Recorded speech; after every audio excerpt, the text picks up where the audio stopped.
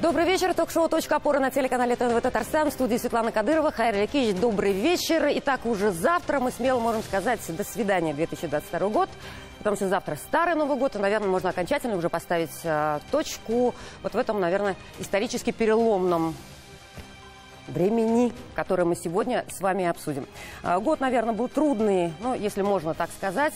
Будущие историки, политологи, наверное, дадут свою оценку со временем. Главное, что мы последнюю страницу календаря завтра перелистнем.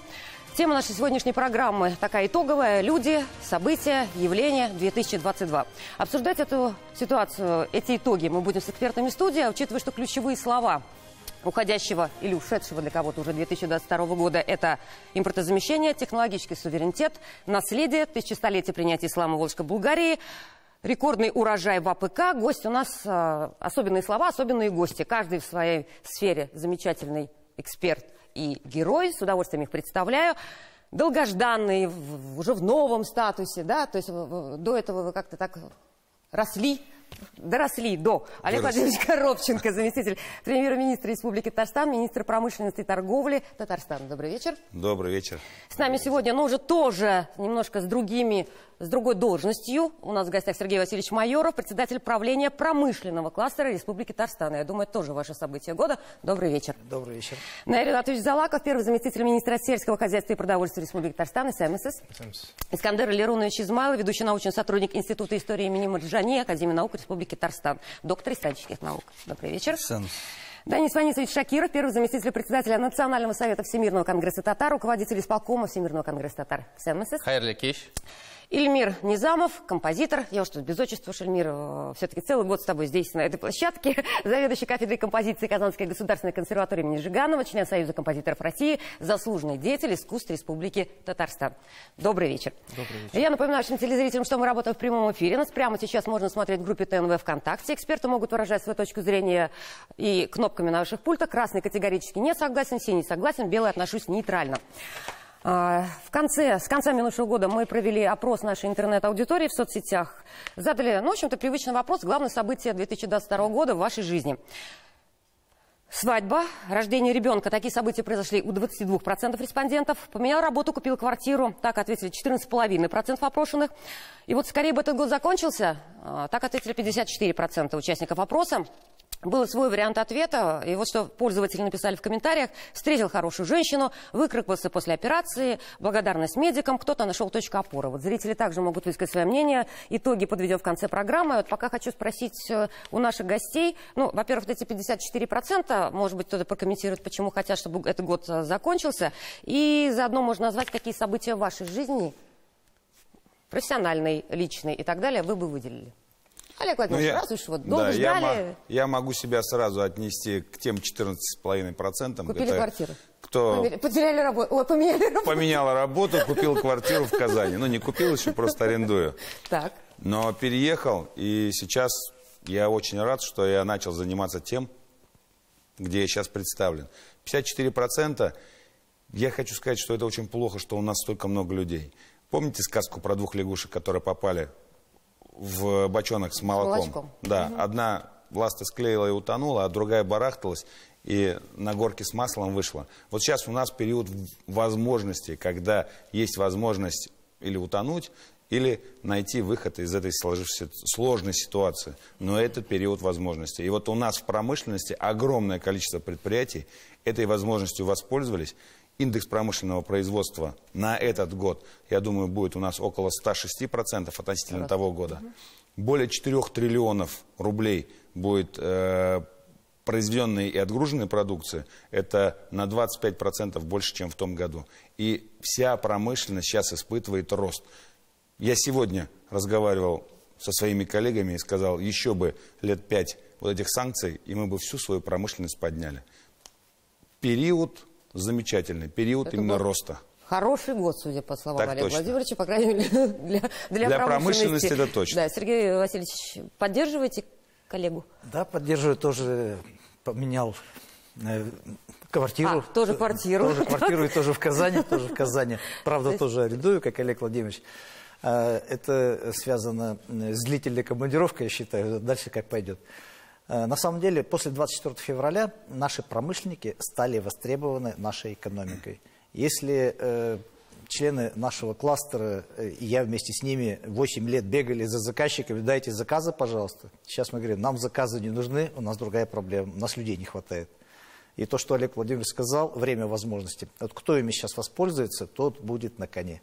И очень знаменательно, что наконец-то кластеры заметил Путин Владимир Владимирович в этом году на Питерском форуме, главное мероприятие года, и дал правительству наконец-то долгожданное поручение, что с 1 января беспрецедентные меры поддержки для членов кластера. То есть и мы их еще как раз и обсудим, да? Да, обсудим. Это для нас тоже знаковое событие. А если из такой жизни, да. Композиторы собрались, мы... Один композитор собрался. Я тоже немного теперь отношение к музыке имею. Вы знаете, в школе, раньше в каждой школе был вокально-инструментальный ансамбль, я там играл на бас-гитаре. В 80-м году... Вы бас-гитарист? Да, был. В 80-м году школу закончил и 40 лет не играл. Так. А вот тут пандемия настала, собрались, начали играть. Так чем знаменательно этот год тут, ушедший? Мы взяли первое место по Тукаевскому району среди 38 коллективов художественной самодеятельности. Браво, браво. Как называется ВИР? Вокально-инструментальный ансамбль «Свет и тень», школа номер 20, города Набережные Челны. «Свет и тень». Да, «Свет и тень». Отлично. Ну, видите, уже какие замечательные тоже есть итоги. Наверное, Иванович, а у вас есть чем похвастаться в сфере музыки? Нет. Творчество вообще не моя тема. Так, поэтому... что для вас лично и для АПК? Что бы выделили? Занимается. Хоккеем занимается. Олег Владимирович преувеличивает, на самом деле. Хорошо. Начинаю только. На самом деле, этот год в очередной раз, в принципе, показал, что агропромышленный комплекс республики, он стабилен. Потому что этот год мы не можем сказать, что там погода баловала нас постоянно. То есть мы вспоминаем, как мы входили в весну, когда были очень большие риски и так далее. Да? Но в этом году мы собрали достойный урожай, на который мы, в принципе, в среднем и хотим ориентироваться. И технологически, и профессионально мы к этому готовы. Если не будет каких-то катаклизмов, да, то 5 миллионов тонн зерна в зачете мы собрали. Очень хорошие цифры. Мы впервые в истории перешагнули рубеж в 2 миллиона тонн производства молока. Да?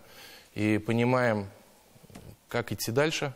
На самом деле на этом не будем останавливаться и дальше расти. Опять-таки и технологии, и год цифровизации очень помог всем нашим точкам роста. И в этом году нашей точкой опоры как раз стали цифровые технологии.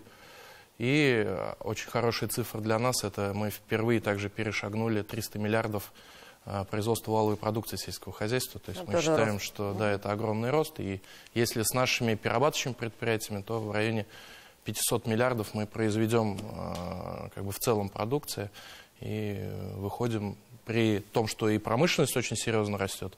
И мы займем в этом году по всем отчетам 8% ВРП Татарстана. Что-то из своих интересов выделили в этом году? Потому что в АПК все как по нотам, да, если уж мы сегодня музыкальная программа. Да, честно говоря, нет. Я лично не очень люблю это обсуждать, поэтому все-таки о работе. Поэтому действительно мы проверили себя на прочность и, в принципе, все поставленные задачи по продовольственной безопасности в текущем году были проблемы на зерно и так далее, и так далее. Мы чуть позже это обсудим. Искандер Лерунович, что у вас из личного и не личного?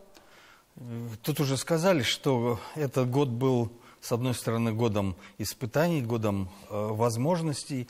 Надо сказать, что для науки, для культуры это был тоже год, с одной стороны, испытаний, а с другой стороны, конечно, годом больших возможностей. Когда мы говорим, что это был год культурного наследия, то понятно, что историки сыграли в этом значительную роль. И вот самое главное, пожалуй, событие, это 1100-летие принятия ислама в Волжской Булгарии, которое не просто широко отмечалось, но и получило широкий международный резонанс, и историки полностью воспользовались этим. Были подготовлены и международные конференции, причем если начинались они в Казани, то в конце года заканчивались уже в Москве. При этом было продемонстрировано, что Казань является таким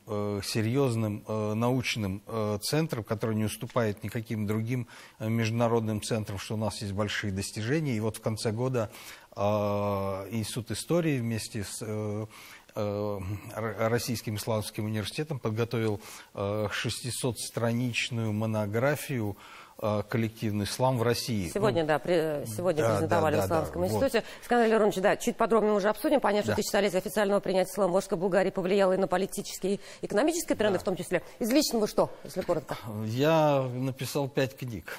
Так, издал только 3. Музыканты, как потрясающие творческие люди у нас тут. Денис Владимирович, что у вас в профессиональном и личном? События года, люди года. Что касается общественной и профессиональной жизни, это, конечно же, безусловно, я хотел бы выделить 2 знаменательные даты. Это празднование 30-летия Всемирного конгресса татар, и в рамках 30-летия мы провели в августе месяце 8-й съезд Всемирного конгресса татар. Несмотря ни на какую мировую ситуацию, санкционные моменты и ограничения, делегаты из 45 стран зарубежья, из 82 регионов Российской Федерации, 1667 делегатов почетных гостей приняли участие на съезде, и съезд он еще раз продемонстрировал наше единство татарского народа и приумножил статус и авторитет и татарской нации, и Республики Татарстан, и действительно на должном уровне показал то, что историческая родина для всех наших татар это является Республика Татарстан. И, конечно же, 1100-летие принятия ислама в Волжской Булгарии распоряжением президента Российской Федерации Владимира Владимировича Путина на мировой арене, на федеральном уровне организованы были мероприятия именно татарской общественных организаций, духовных управлений, мусульман. И мы, Всемирный конгресс татар, смогли, и Республика Татарстан, вот именно объединить всех наших татарских религиозных деятелей на Изги Булгар жиыны и на международный форум татарских религиозных деятелей. Из личного есть что? Из личного я хочу сказать о том, что мы, вот именно мы, семья, не просто мой ребенок, пошли в 1 класс во 2-ю татарскую гимназию имени Шикабеддина Марджани при Казанском федеральном университете.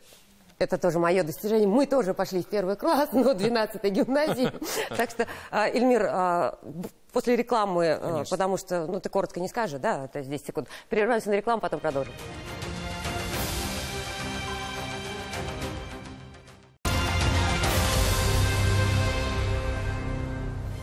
Люди, события года 2022. Сегодня подводим итоги в программе «Точка опоры». Эльмир Низамов. Понятно, что было у Эльмира Низамова, да? То есть все помнят. Болгар, Карапулат.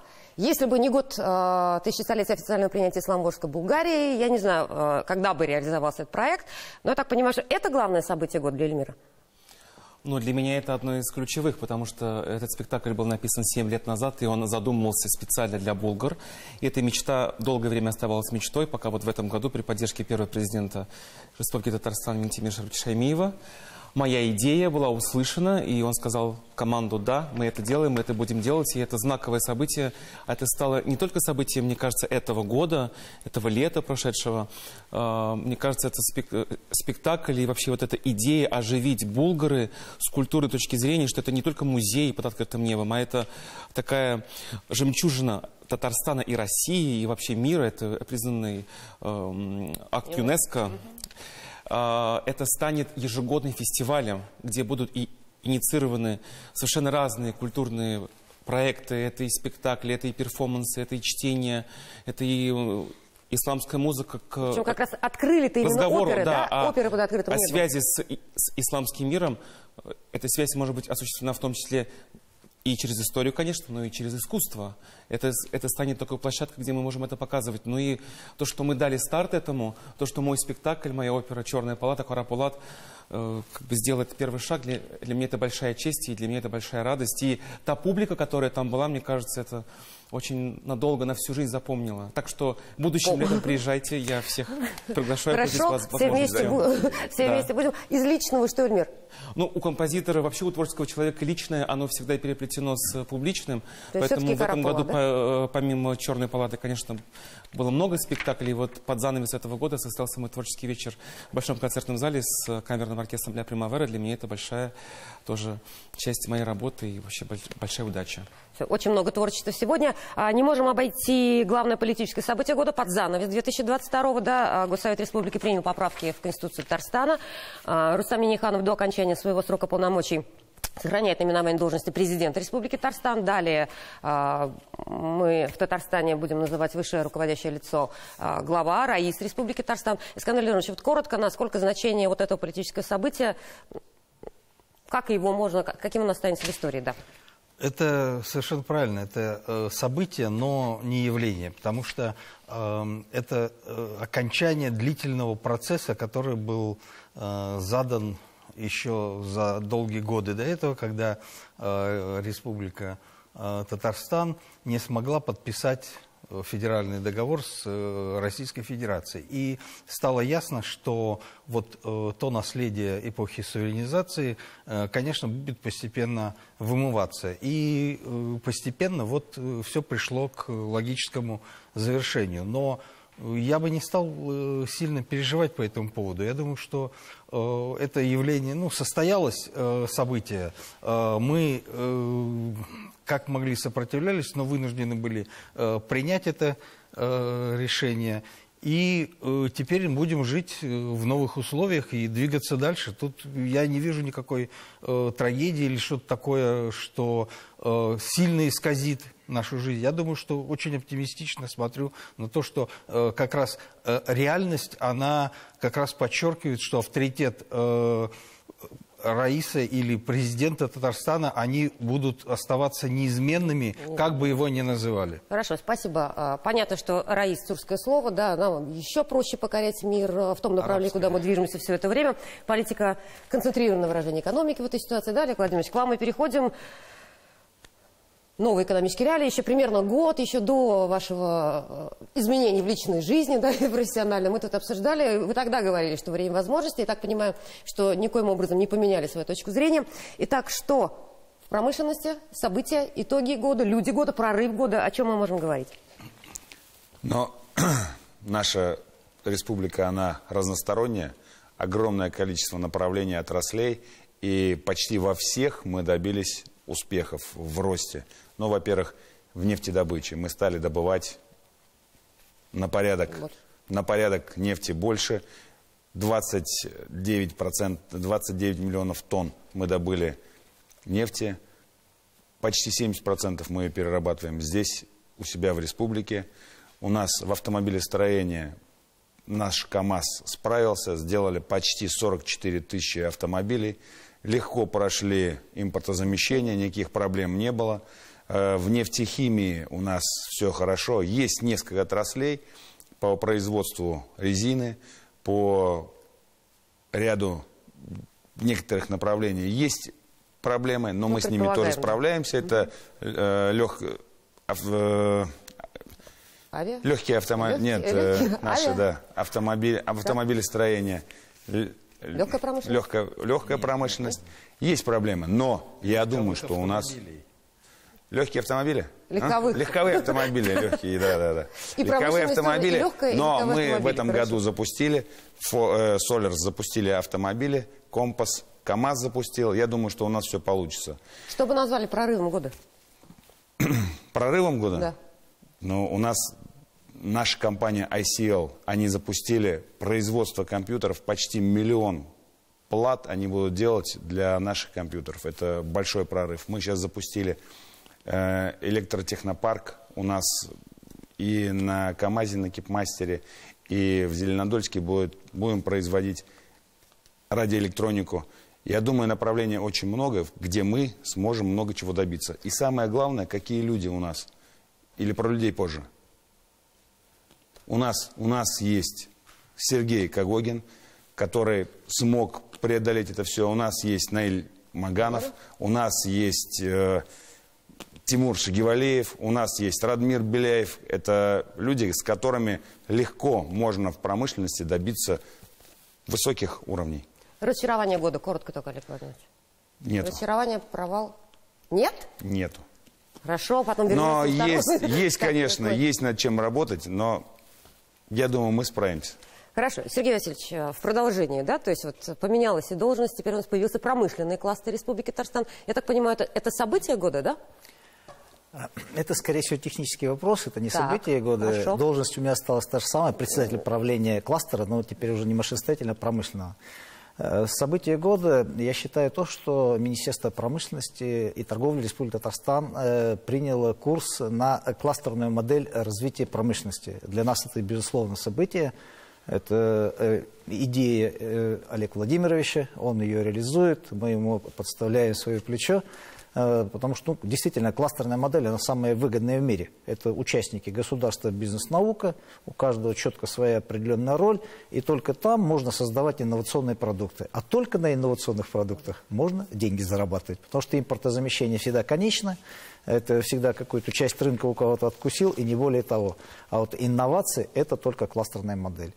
Ну и, безусловно, есть успехи у наших членов кластера. Допустим, компания «Профтермо» завершила вторую очередь своего завода по термообработке. Стали крупнейшим заводом термообработки Приволжского федерального округа. Приволжского федерального округа. Это было возможно еще 2 года назад, условно? Это без государственной поддержки точно было бы невозможно. И даже с государственной поддержкой это все идет достаточно непросто.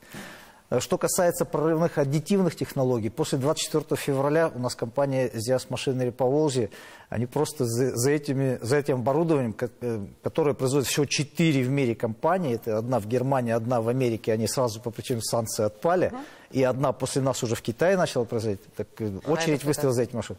Такие компании, только из Татарстана, такие как КАМАЗ, такие как Римера, такие как Бугульминский электронасосный завод, они закупили оборудование и очень быстро начали выводить на рынок новые образцы техники.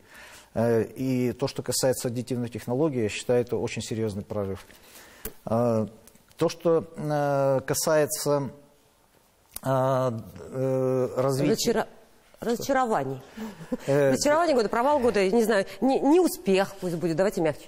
Разочарований, честно говоря, особых нет. Если сказать, что такое есть разочарование, что меня вывели из зоны комфорта. Из зоны комфорта. Я даже предполагаю, кто выводил. Человек уже, наверное, в возрасте, как Олег Владимирович говорит, вам, конечно, на вид может дать 75, конечно, Сергей Васильевич. Человек, у которого уже все в жизни состоялось, он уже знает, что будет через год, через 2, через 3, и тут его выводят из зоны комфорта. Это, с одной стороны, вроде как неприятно для внутреннего состояния, а с другой стороны, это период возможностей. Это всегда, когда выводят из зоны комфорта, ты всегда сделаешь намного больше, чем если бы ты в этой зоне находился. Хорошо, спасибо. Наиль Ринатович, мы уже говорили, да, 5 миллионов тонн зерна, 2 миллиона тонн молока за год. Тоже примерно год назад здесь же, в этой же студии, когда конец февраля, начало марта, аграрии переживали, как мы переживем импортозамещение, что у нас будет с запчастями и так далее, и так далее. Каким образом, что можно назвать, наверное, прорывом года и провалом года, какие-то ключевые направления? И благодаря чему? Возможно, благодаря людям, компаниям, предприятиям, то, что Сергей Васильевич говорил. На самом деле, я хотел бы все равно отметить то, что сельское хозяйство нашей республики, оно на протяжении и 20 лет, и первый президент нашей республики, и сейчас Рустам Нургалиевич нашу отрасль поддерживает очень серьезно. Да, у нас одна из самых серьезных поддержек и в Российской Федерации, субъектовую именно, да. Поэтому отрасль, в принципе, особо не штормила, да, эти года. Мы помним, и пандемия была, то есть мы, в принципе, все это справлялись с поставленными задачами. Касаемо событий, импортозамещения, когда закрывались границы, в принципе, мы готовились изначально к повышению цен еще за год до этого. Поэтому, в принципе, этот год мы прошли легко. Почему? Потому что мы заранее подготовились. В принципе, наши аграрии с пониманием к этому тоже относились. У нас был неплохой год по ценам предыдущий, поэтому, в принципе, материальные ресурсы позволяли запастись всем необходимым. Конечно, еще раз хочу сказать, растем технологично в плане и применения цифровых технологий. Это показывает и внесение удобрений, то есть впервые мы преодолели рубеж, более 74 килограмм действующего вещества внесли удобрений. Это тоже о многом говорит. И есть все-таки потенциал и дальнейшего, и понимания роста в будущем. Конечно, особую озабоченность вызывала и вызывает это импортные завозные семена и генетика. Но в плане генетики, особенно птицы, животных, конечно, страна очень быстро мобилизовалась. были построены центры. Вот даже если говорить про нашу республику, Бугульминский племрепродуктор запустили в этом году. И в текущем 23-м, где-то в августе, он уже выйдет на 100% мощность. Буквально на той неделе запустили словацкая компания в Сабинском районе, да, яйца компания «Бранка», да. вот тоже совместно с Минпромом, там особое, значит, несмотря на такие сложные отношения, но наш представитель... Инвесторы заходят? Да, ну, представительство нашей республики очень неплохо сработало.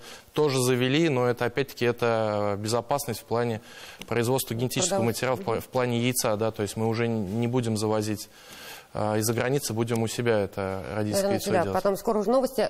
Что не удалось? Над чем работать в этом году? Не удалось, как бы, средняя температура по больнице-то хорошая, но мы понимаем свои резервы, не удалось некоторых зажечь. То есть вы правильно говорите, есть очень хорошие, яркие примеры в нашей отрасли. Это и крупные компании, серьезные холдинги, да, то есть сельское хозяйство, оно выровнено у нас в этом плане, что 50% это крупные холдинги, и дальше уже средние и небольшие, да. И есть, да, в каждом районе есть, почти в каждом районе есть такие слабые хозяйства, которые вот не хотят двигаться вперед, учиться и расти технологично, да. Тоже с людьми, да, то есть, в принципе, это... Наверное, нас прерываю, потому что новости Татарстана, мы продолжим в второй части, так что не переключайтесь. Всего доброго. Не прощаемся.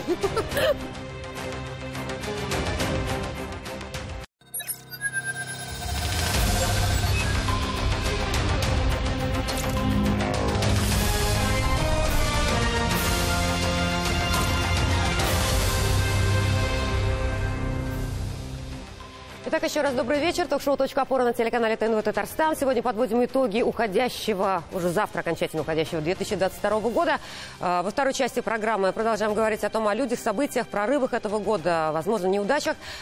Спикеров у нас осталось 4. 2 – это Олег Владимирович Коробченко и Наиль Ринатович Залаков, поспешили уже работать в 2023 году, либо чтобы завтра хорошо отметить Старый Новый год. И мы продолжаем, уже уходим, наверное, в сферу такого еще одного замечательного слова. Институт русского языка и литературы. Институт русского языка имени Пушкина словом 2022 года назвал «наследие». Специалисты проекта сообщили, что они намеренно исключили из выборки слова политической или военной, связанные с политической или военной тематикой, чтобы найти слово позитивного звучания общественной поддержки. В масштабах страны 2023 год, 2022 год был годом культурного наследия народов России. Традицию поддержал Татарстан. 2023 год у нас объявлен годом национальной культуры и традиций. Вот, Искандер Леронович, Денис Владимирович, ваш такой рейтинг исторических общественных национальных достижений этого года. Мы уже говорили о 30-летии, да, Конгресса татар, о проведении 30-летия говорили, да. И хочется, конечно же, когда говоря уже о 23-м годе, подводя итоги 22-го года, и то, что президентом Республики Татарстан Рустам Нургалиевич Миннихановым 23-й год в Татарстане объявлен годом национальных культур и традиций. И вот отрадно то, что даже послание президента Республики Татарстан Государственному Совету, где был объявлен этот год, он именно начался со слов нашего выдающегося деятеля татарского народа, народного поэта Мудариса Аглам, который было написано уже полвека тому назад, о тех именно очень таких понятиях, о том, что «бір қанатың болса, туған жерің бір қанатың болса, туған тілің құшқа ғана түгіл, кішіге де 2 қанат керек бола тұрғандыр». То есть вот эти именно культурологическая составляющая, именно те понятия родной земли, родного языка. И вот в рамках этого года, также годом, значит, национальных культур и традиций, уже в конце прошлого года, в ноябре месяце, Национальным советом Всемирного конгресса татар 23-й год был объявлен годом национальных дастанов. Мне хочется отдельно уделить внимание о том, что не нужно просто национальные дастаны, эпосы рассматривать просто как одна часть народного именно творчества, как одного из часть жанров именно эпических произведений. А здесь это историческое наследие, это здесь и культурный код, это здесь и языковое наше именно многообразие. Вот все эти исторические события, которые именно были отражены в тех веках. И вот этот жанр, его надо именно вот в этом ракурсе нам на сегодняшний день широкомасштабно проведением различных мероприятий, научно-практических конференций, круглых столов. Мы этот данный проект прорабатываем совместно и с ИАЛИ, и с Институтом истории имени Марджани. Вот Искандар Леронович, как один из тех идеологов, с которыми мы вместе прорабатывали именно концептуальное видение проведения этого года, мы старт уже объявили. И на Национальном совете Всемирного конгресса татар, и на бюро 20 числа будем отдельно, конечно, об этом говорить. Кого бы из людей выделили ушедшего 2022 года? Мне хочется сказать о наших выдающихся просветителях.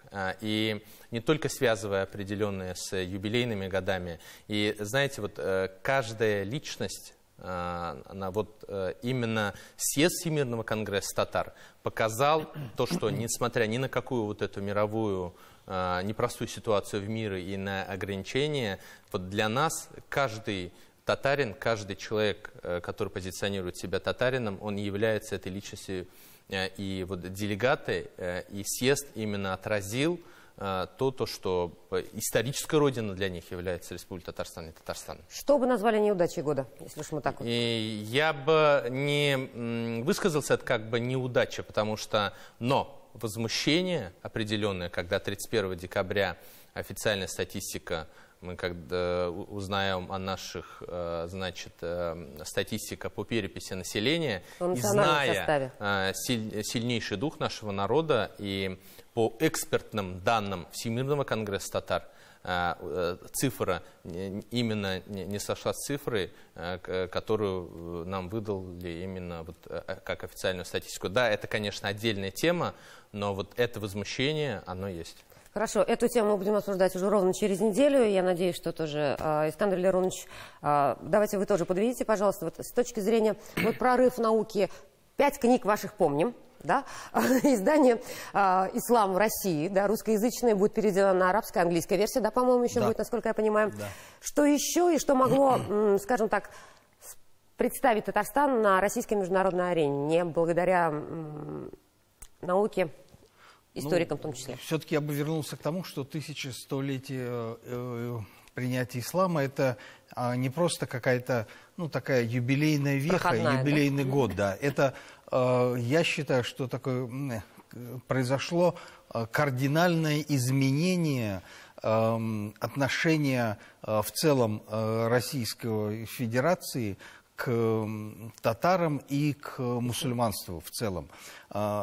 Ведь указ о праздновании этой даты был подписан президентом Российской Федерации Владимиром Владимировичем Путиным, и он назначил одним из руководителей оргкомитета вице-премьера. То есть это высочайший уровень, да, определения и выделения финансов, и политическое значение. То есть было всячески подчеркнуто, что это очень важная и значимая для всей России дата и события.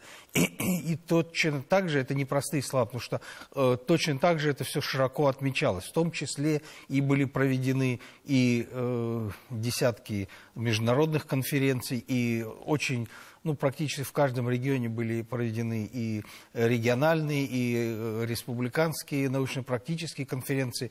То есть это было не только общественное мероприятие, но очень знаковое и научное мероприятие, которое показало, что и поскольку главным действующим органом была Академия наук Республики Татарстан, Институт истории в частности, то показал высокий уровень развития науки, что мы открыты миру, и мы готовы представить концептуально свою точку зрения, отстаивать ее. И мне кажется, что это очень важно. Второй, не менее важной датой, которая отмечалась в Татарстане и в России, это день рождения Петра I и 300 лет посещения Петром I Казани. Да, были проведены большие тоже международные конференции с участием гостей и при активной работе Академии наук, Института истории, Национального музея Республики Татарстан был открыт памятник строителям Адмиралтейства.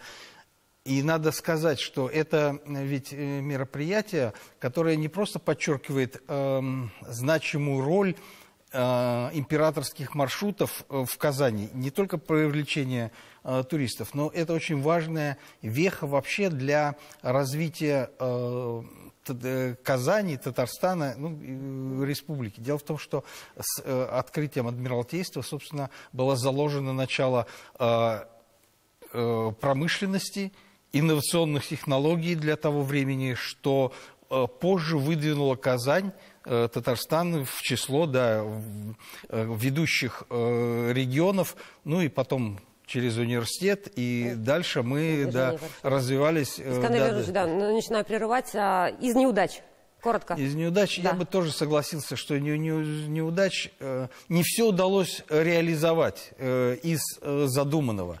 И я думаю, что в будущем мы сможем наверстать. Я думаю, что у нас есть потенциал для того, чтобы полностью реализовать то, что не удалось сделать в этом году. Хорошо. А вот по поводу культурных итогов, Эльмира, уже с вами разговаривали, да? Опера «Кара Пулат» вошла в число дипломатов Международной архитектурно-дизайнерской премии «Золотой Трезине» за создание театральных декораций. Это потрясающие были театральные декорации, исторические.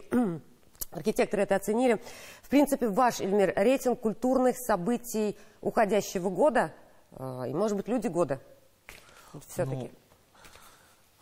Ну, на самом деле, вот позапрошлый год, когда мы были все в таком вот состоянии ожидания, да, вот пандемии, это, наверное, был самый сложный год для деятелей культуры, потому что эта остановка, она очень сильно, конечно, как-то всех деморализовала. И вот этот год, он стал годом, когда все, наоборот, с новыми силами, с новыми идеями ворвались снова на сцену, заполнили концертные залы, поэтому мне очень трудно выделить кого-то одного. Конечно, я очень субъективен, когда буду говорить, что «Черная палата» — это действительно одно из знаковых событий, но мне кажется, это действительно так.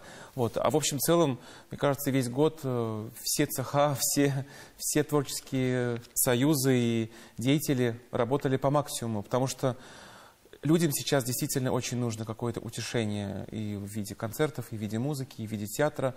Год непростой, и деятели культуры стараются поддерживать со своей стороны как могут. Кого-то отдельно выделить мне сейчас тоже будет очень сложно в этом плане. Хорошо.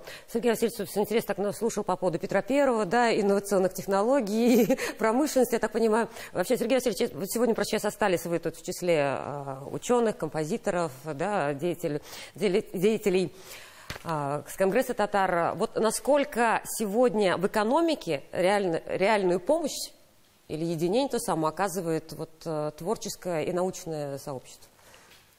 Вот это реальная оценка тысячелетия официального принятия ислама? Нет, я бы еще раз вернулся к тому, что такое кластер. Кластер — это всегда три участника: это государство, бизнес и наука, это то научное сообщество. И у каждого своя роль. Государство — это административный ресурс и всегда финансовая поддержка в виде субсидий, льготного финансирования. Бизнес готов делать какие-то продукты, но без того, как наука разработает инновации, бизнес еще не знает, куда двигаться. Поэтому у науки сегодня вообще самая определяющая роль. Самое главное, чтобы мы вместе были.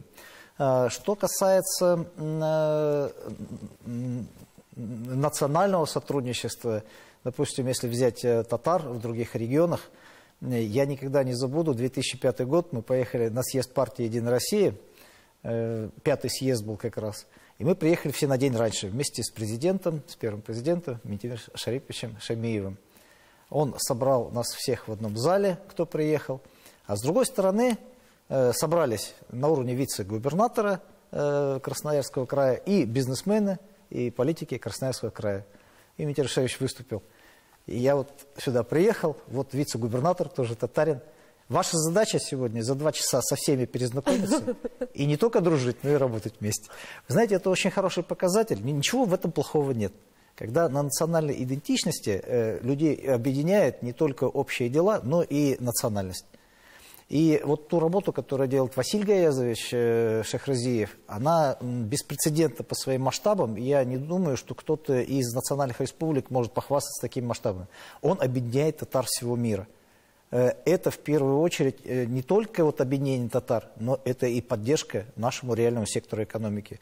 И если мы вместе с ними этот путь проходим вместе, то и для Республики Татарстан с точки зрения экономики и валовой региональный продукт начинает расти, и развитие кооперации, и индекс промышленного производства, то есть те важнейшие показатели, которые оценивают работу у нас как промышленников. А вот открытие мусульманских стран, да, в год 1100-летия официального принятия ислама, вот как никогда совпало, да? То есть очень была нужна даже эта дата в этот год. Это удивительное совпадение было, в общем-то, вот это показывает, что прозорливость нашего руководства, что это продуманная политика, что это не просто разовая акция. Да, и я бы еще хотел добавить, сегодня незаслуженно мы не отметили одно важнейшее мероприятие, которое ежегодно в течение 14 лет уже проводится в Казани. По поручению Путина Владимира Владимировича это Казань-саммит. Это когда весь исламский мир в рамках, да, собирается здесь, в этом году. Собирается здесь, в Казани. Так сейчас эта повестка стала настолько важной для Российской Федерации, что впервые в этом году на Казань-саммит приезжает Путин Владимир Владимирович. Это мероприятие становится уровня президента Российской Федерации. Потому что сегодня есть страны, которые с нами не хотят разговаривать и работать, а есть другой мир. А этот другой мир, оказывается, мы уже давно объединяли. И мы сегодня, Казань, это окно в исламский мир. Это тот мир, который с нами продолжает разговаривать и готов к сотрудничеству. И создание вот этой группы «Россия. Исламский мир», группа «Стратегическое видение», которую возглавляет Рустам Нургалевич Минниханов. Да, мы сейчас прервемся на рекламу, потом продолжим, не переключайтесь.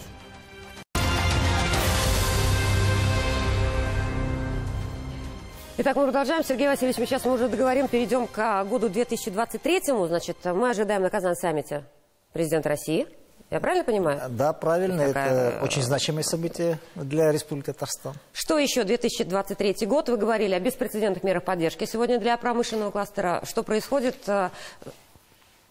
Чем будем через год, в конце года делиться? 22 год порадовал тем, что было поручение Путина и что приняты с 1 января беспрецедентные меры поддержки. На покупку первых пилотных партий продукции, это инновационная продукция, которую очень тяжело заказчики покупают, введена субсидия 50%, до 150 миллионов рублей. Вы представляете? То есть это беспрецедентная мера поддержки. Появились десятилетние кредиты под 7% годовых. Такого вообще никогда не было. Для членов кластера, это только для членов кластера. Для членов кластера, которые реализуют свои проекты в рамках СПИК 1.0, вводятся налоги 0% прибыль, 7,6% соцстрах, как для резидентов ТСР, ограничения на все виды проверок, и плюс эти компании наконец-то смогут получить статус единственного поставщика при поставке по 223 и 44 ФЗ. Мы об этом могли только мечтать. И вот это состоялось. И наша задача, как Татарстана, по максимуму сегодня подготовить свои проекты, чтобы заявить по линии кластерной поддержки экономики, которую анонсировал Путин Владимир Владимирович. Ну и ключевые такие тренды этого года, условно, там 3 вектора развития, на чем основные главные акценты будут сделаны в промышленности? Нам обязательно в Татарстане нужно в этом году развить станкостроение, потому что без средств производства мы дальше не сможем двигаться. Поэтому 30 станков в этом году первые мы должны отдать. Так. Обязательно нужно развивать среднюю молотонажную химию, то есть по максимуму перерабатывать все базовые полимеры, которые производятся нашими нефтехимическими предприятиями. Ну и, безусловно, мы должны сделать акцент на микроэлектронике. Это те чипы, которые выпали. Мы по максимуму должны двигаться. И причем уже успехи есть. 3 технопарка заявлялись по поддержке радиоэлектронной промышленности из Татарстана. И один победил 270 миллионов рублей субсидий. Технопарк из Зеленодольска.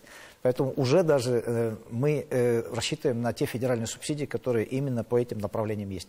Страхи этого года? Опасения, что санкции отменят.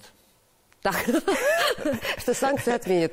Ну, на самом деле, вот та политика российского государства сейчас, российского правительства, которая и направлена на улучшение, усиление технологического суверенитета и поддержку развития отечественной промышленности, Мы просто боимся, если не будет санкций, она прекратится. Прекратится. Хорошо. Сколько лет нужно жить под санкциями, чтобы вы сказали, все, промышленность в топе на уровне? Я думаю, 5 лет вполне достаточно. То есть 5 лет с санкциями? 5 лет с санкциями. И чем то есть завтра загадывайте под елкой, под Старый Новый год, 5-летние санкции. Понятно. Я сейчас от вас, от Сергея Васильевича, перейду сразу к Эльмиру Низамову, потому что они тут в перерыве на почве музыки и искусства сошлись. Тут Виа, у нас «Свет и тень», тут «Карапулат». Ну, очень близко, да, и похоже. Игра света и теней, добра и зла, все, что было в «Карапулат». Какие ключевые события в этом году вы видите? Куда хотите? Ну, как я уже сказал. Если нет международных сцен, что делать дальше? Не окажетесь ли вы вот тоже вот этом за железным занавесом, да? Ну, во-первых, как уже сказали, что не весь мир отвернулся. Есть много стран, куда как раз-то мы еще, может быть, даже ни разу не ездили, и их не приглашали, и это не паханное поле, потому что очень много чего хочется и им показать, и с ними познакомиться. И вот, допустим, вот тот фестиваль, о котором я уже говорил, я надеюсь, он состоится летом, что он станет не только площадкой для наших талантов, но, может быть, и международные музыканты, актеры туда будут приезжать, и мы будем культурно так обмениваться. И в конце концов, даже вот в этом году мы, допустим, запланировали гастроли спектакля «Черная палата» по России. И вот тот вопрос, о котором мы вот сегодня говорили, о том, что татар по переписи стало меньше. Мне кажется, очень часто некоторые люди могут даже забывать о своем национальном самосознании, потому что они не слышат своей родной речи. Сами забыли, и со стороны ее не слышат. А если мы будем свою культуру еще массово показывать ее, ну, как минимум в своей огромной стране, то это уже будет большим вкладом в сохранение татарского народа и татарского самосознания. А это очень важная миссия культуры. Хорошо. Денис Ванисович. Но здесь я хочу сказать то, что вот в этом случае в единстве нашей нации у нас нет никаких сомнений. И необъективные именно цифры, которые сомнения были... в цифрах. Сомнения в цифрах. На них на сегодняшний день уже есть ответ, потому что тот пандемийный период, когда была проведена эта перепись, и ковид, наш коварный враг, и задумываемся о цифрах, о 16,6 миллионов населения, которые не указали свою национальность. Речь не только же о татарах, а и о других народах тоже идет. Но это тема другой программы. Что из основных векторов в этом году Я хочу сказать о том, что вот в течение года те мероприятия, которые мы запланировали, это порядка более 500 мероприятий. Мы уже утвердили на сегодняшний день эти мероприятия и план. И с точки зрения именно объявления годом национальных дастанов, еще раз повторюсь, не как эпического произведения, а именно с точки зрения исторического наследия, культурного кода, именно языка. Те вопросы актуальны, которые на сегодняшний день, вот в этом направлении, в этом ключе, и готовимся мы и в разрезе, что скажем уже, конечно, о результатах переписи, по каждому региону мы будем обязательно анализировать и проводить заседания. И на сегодняшний день уже в рабочей поездке заместитель премьер-министра Республики Татарстан, председатель Национального совета Всемирного конгресса татар Василий Габдуллович Шахразиев, который был уже в Башкортостане, вот сегодня в Ижевске, в Удмуртии, еще во всех федеральных округах будут, конечно, аналитическая работа это проведена. В марте месяце мы будем проводить наше отдельное расширенное заседание Национального совета Всемирного конгресса татар и Всероссийский сход предпринимателей татарских сел. Вот мы говорили об экономической составляющей, а я вам скажу о том, что Татарстан и вот как Россия, Исламский мир, группа стратегическое видение, и мы как Всемирный конгресс татар объединяем всех и татарских религиозных деятелей. Об экономической составляющей это два форума, которые мы проводим ежегодно. Это Всероссийский сход предпринимателей татарских сел, потому что это сохранение именно идентичности, именно с точки зрения предпринимательства и успешных наших татарских сел. Это в этом форум и деловые партнеры Татарстана. Также, конечно же, у нас мы планируем проведение это Всемирного форума татарской молодежи, который проводим раз в 2 года, а также Всероссийский съезд, международный съезд наших татарских женщин. То есть и международного формата. То есть в разных направлениях эта работа, она, конечно, ведется, но помимо этого есть еще каждодневная та работа аналитическая, это не в рамках государственных программ. Да, начинаю прерывать, Денис Ванисович. Искандер Леонидович, буквально коротко, куда наука историческая в связи с и переписью в том числе, куда в этом году движет? Что пишем, над чем работаем? Да, одним из важных этапных моментов этого года было издание третьего тома «Истории крымских татар». То есть наш институт совместно со своим крымским филиалом готовит эту большую академическую работу. То есть за все время существования, собственно говоря, крымско-татарского народа у него не было своей цельной истории. И вот один том, который включает историю Крымского ханства, это огромный 700-страничный том. Да. И сейчас в работе находится еще 2 тома. Полностью финансируется Республикой Татарстан.